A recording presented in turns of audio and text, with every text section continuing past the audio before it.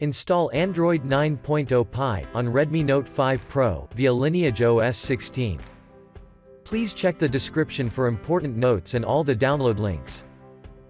First download ROM and GApps packages, then transfer the downloaded files to the phone storage, link is in the description below.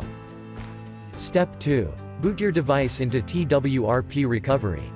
Once in TWRP, click on Wipe, Advanced Wipe, and select the check boxes, as shown in the image, excluding internal storage.